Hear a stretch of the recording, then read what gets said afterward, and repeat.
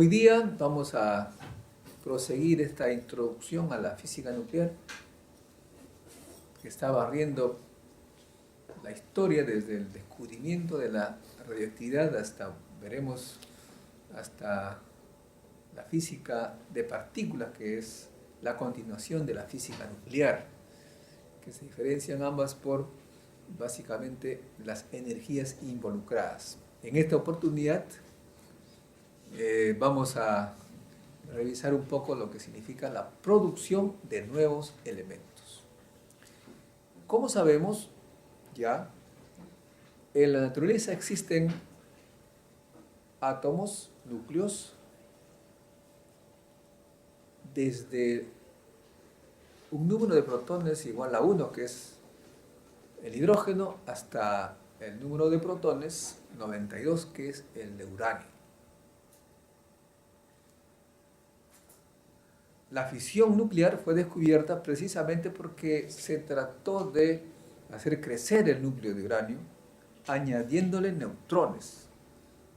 Se pensó que al añadir neutrones, iba a crecer en número de neutrones, entonces en masa, y eventualmente un decaimiento de radioactividad iba a generar nuevos elementos. Basta con que el núcleo haya emitido o emita un beta negativo para que el Z aumente. Como que la idea era un poco eso, pegarle neutrones al núcleo y iba a emitir betas negativos, entonces el Z iba a incrementarse. Como se sabe, no fue así. La experiencia mostró que más bien se partió en dos el núcleo. Eso ocurrió en 1938, ya lo vimos. Sin embargo, los físicos nucleares y químicos siempre soñaron con generar nuevos elementos. Se descubrió, luego de la fisión, que en la fisión misma había generación de elementos transuránidos, es decir, mayores, más pesados que el uranio.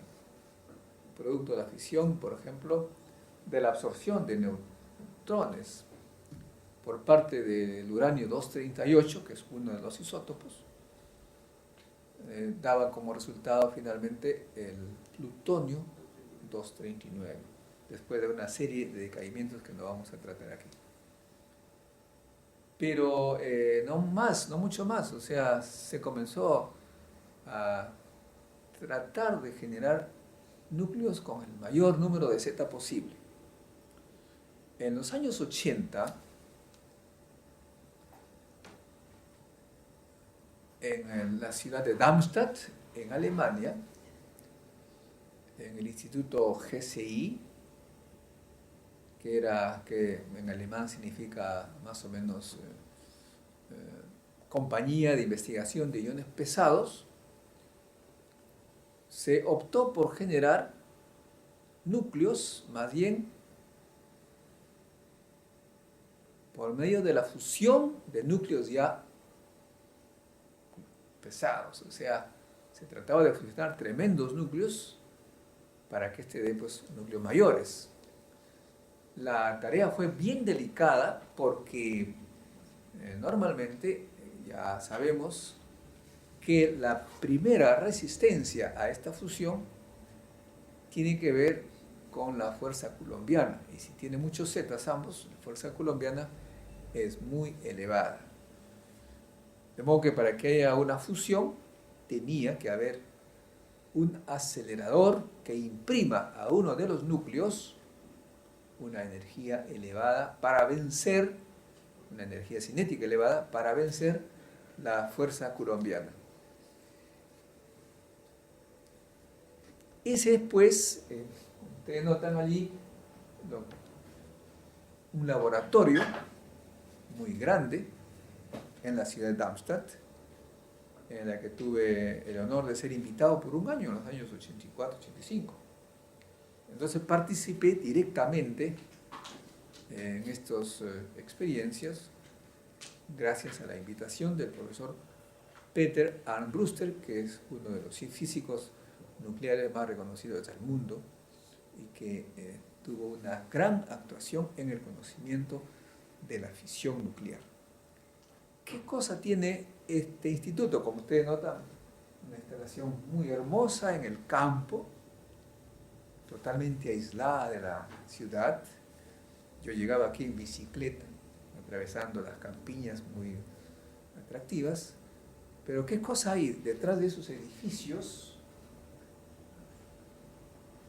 Vamos a ver entonces algunos aspectos. En primer lugar, el objetivo. Notan ahí ustedes una figura de la fusión de dos núcleos, el rojo y el verde.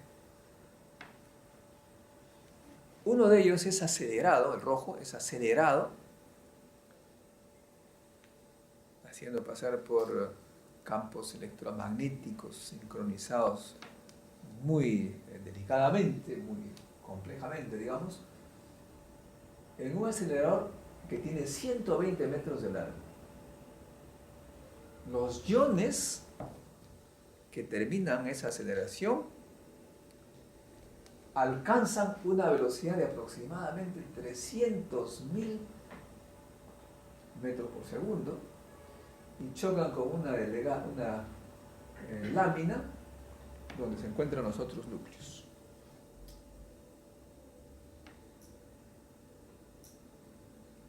Bueno, esa fusión justamente va a generar núcleos mucho más pesados, pero que inmediatamente, casi inmediatamente, van a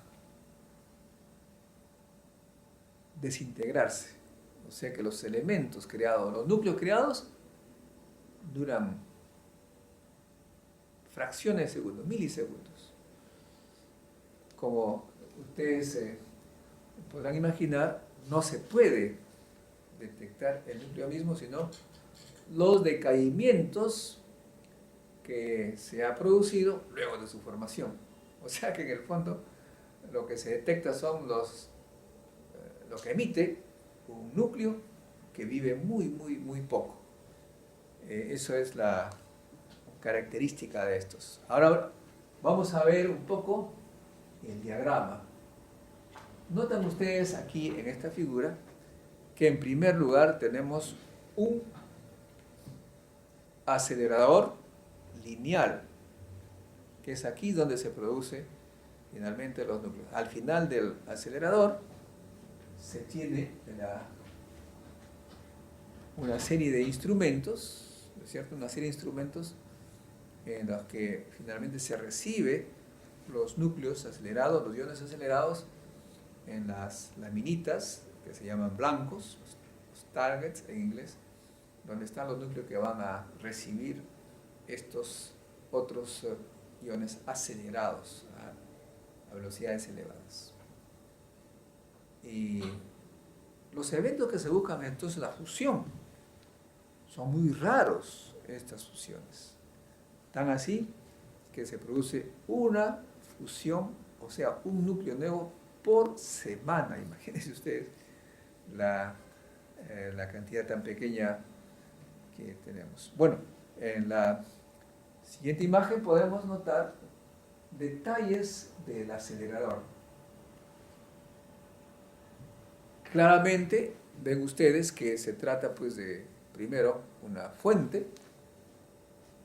Se necesita una fuente de iones que van a ser luego acelerados.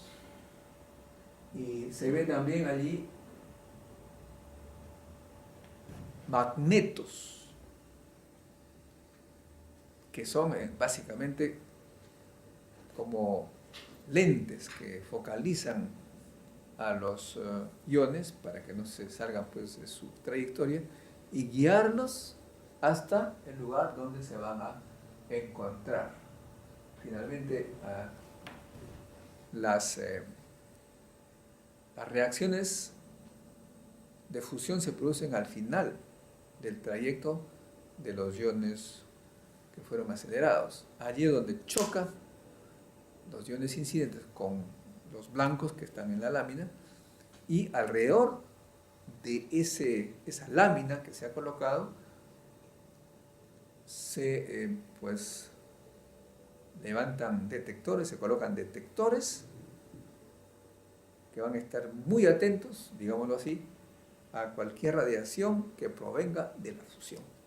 Ahora, ¿cómo se identifica que esta radiación viene precisamente del núcleo nuevo?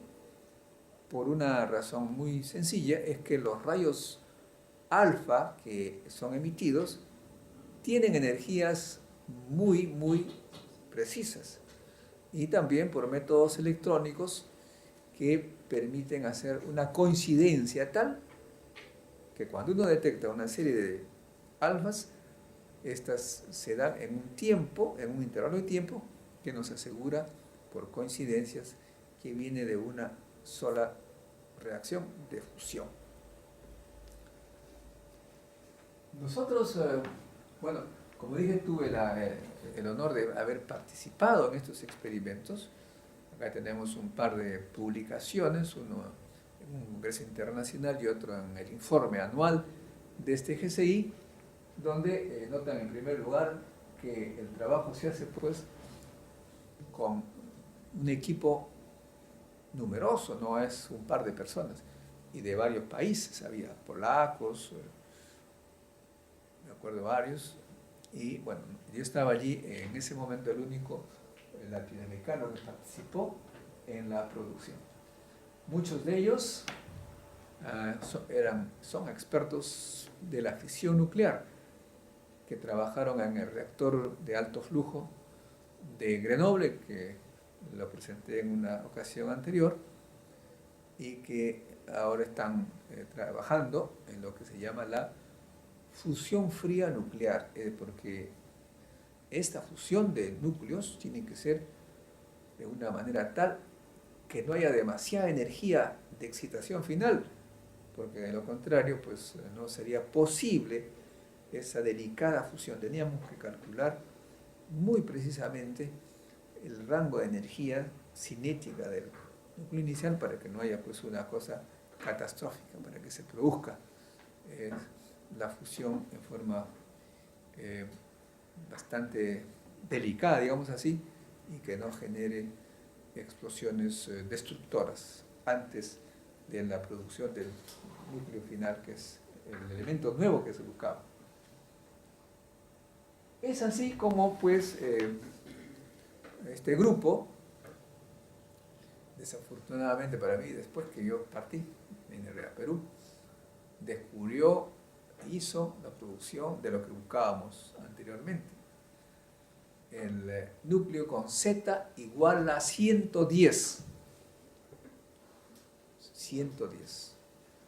Y la Unión Internacional de Química, que es la que acepta el descubrimiento de nuevos elementos, finalmente decidió aceptar, comprobar la producción de este nuevo elemento, 110, que fue bautizado, denominado Darmstadt, precisamente porque es la ciudad donde se produjo este elemento. Luego también han producido otros elementos, el 111 y el 112, de modo que allí ha habido una producción adicional.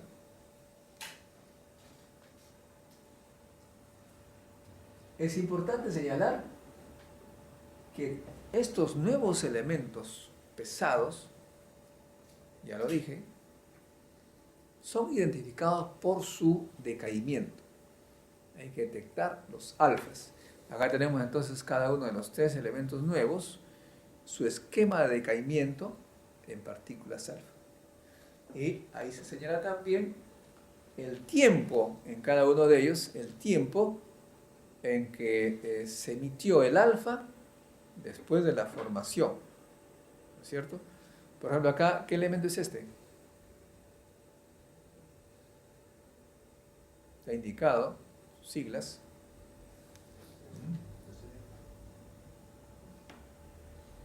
Comencemos por el que habíamos hablado, el DS, es el Darmstadtio, ¿cierto? Entonces acá se ve que cae un alfa y está indicado un tiempo. ¿Cuánto tiempo es? 93 microsegundos a micro.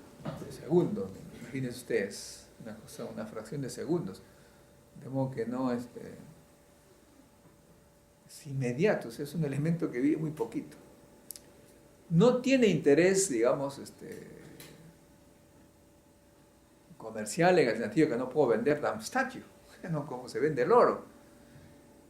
Vale una fortuna producir uno solo de estos átomos, vale un montón de dinero, qué sé yo, pues $1 millón, qué sé yo, por todo lo que se ha gastado, tal vez más, para la producción, pero nadie va a comprar algo que ya desapareció. Tiene valor científico para comprender el comportamiento de la materia.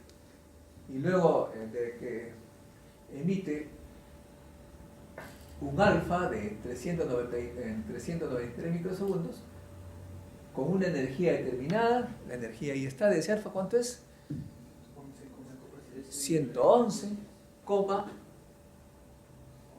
11,13 MeV. Luego viene que el elemento al que cae emite otra partícula alfa de 10.57 MeV y lo hace en 583 microsegundos. Y así sucesivamente. De modo que esa es la manera como se ha producido en Darmstadt los elementos. También debe señalarse que los rusos, los rusos ahora, antes de la Unión Soviética y Japón, han producido también otros elementos posteriormente. Pero Darmstadt fue el instituto que empezó esta producción en aceleradores lineales, como ustedes han podido ver en las fotografías. Muy bien, entonces miren ustedes acá.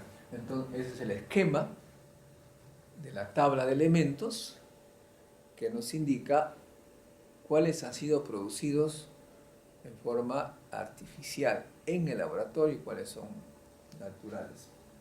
Tenemos acá, por ejemplo, comenzando por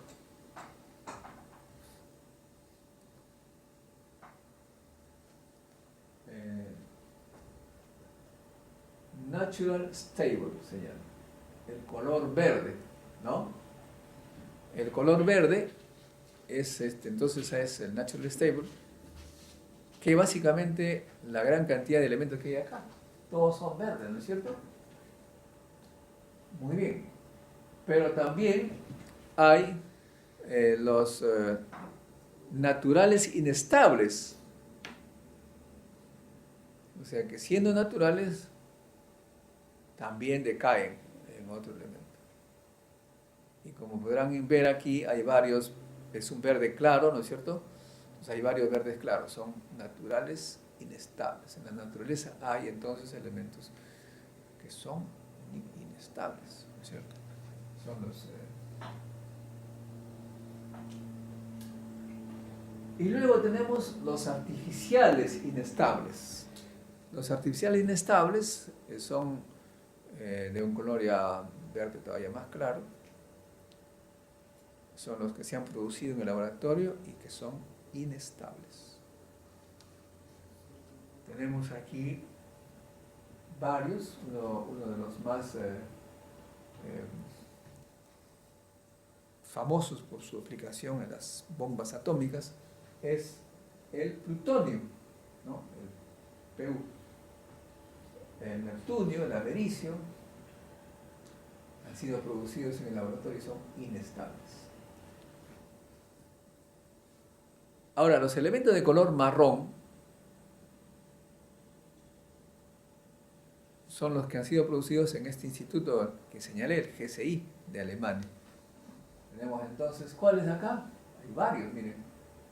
Desde el 107 hasta el 112 prácticamente han sido producidos en este instituto.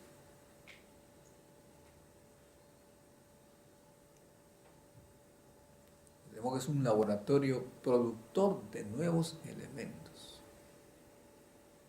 Y se ha hecho famoso en la ciencia, está en las enciclopedias, por un equipo muy unido y que sigue produciendo hasta ahora ciencia de alto nivel.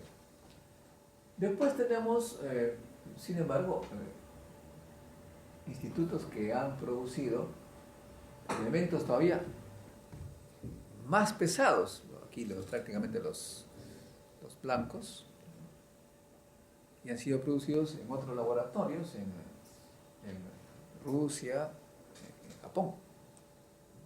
De modo que es una competencia internacional que en cierta manera ya está siendo superado por rusos y japoneses.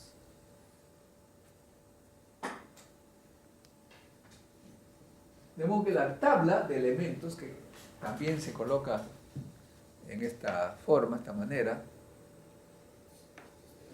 ahora está compuesta por elementos estables que son los de color negro. Todos los que son color negro corresponden a núcleos estables. Vemos que en el eje X es el número de neutrones y en el eje Y vertical es el número de protones. Como que uno va avanzando el número de protones, significa pues los zetas superiores. Ahí tendremos el astatio y otros, y por supuesto se tiene también regiones extremas, las regiones fronterizas, que son lugares donde se han producido elementos en el laboratorio y que eventualmente puede añadirse más en reacciones especiales. Muy bien, acá tenemos una imagen de la formación que tiene que ver con la formación de estrellas. Esa formación de estrellas se produce por la fusión de elementos livianos, como veremos más tarde.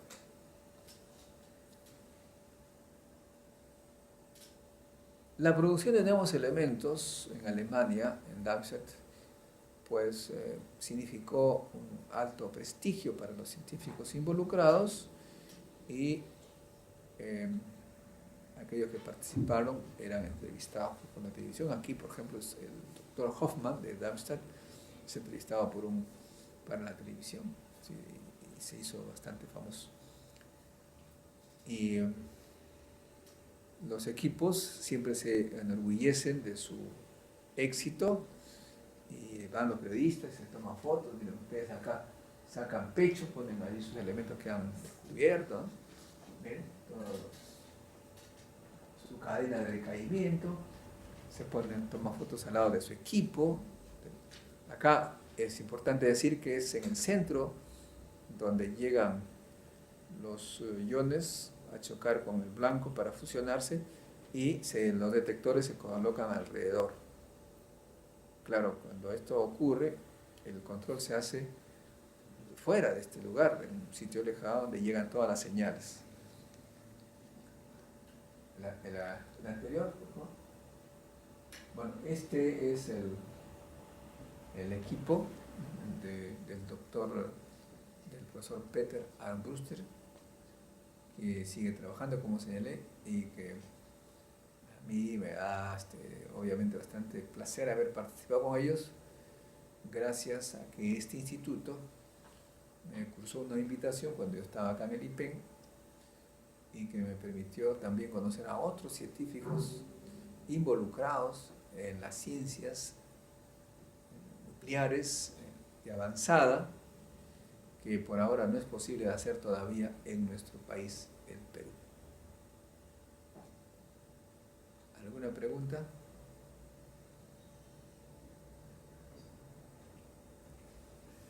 ¿Y qué aplicación tiene con el descubrimiento de los nuevos elementos?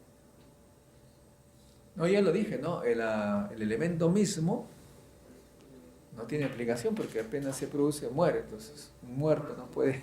¿Su tiempo de vida es relativamente corto? Sí, pues, fracciones de segundo. Pero como todo descubrimiento y todo avance científico, en lo que sí tiene aplicación son los inventos que hacen los científicos para producir esos elementos. Inventos que tienen que ver con cavidades de resonancia electromagnética, vías de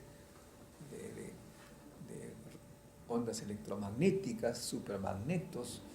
Es decir, la curiosidad del científico hace que invente cosas que sí tienen aplicaciones en la vida real. Bueno, si no, les agradezco por participar en esta pequeña charla sobre la producción de nuevos elementos.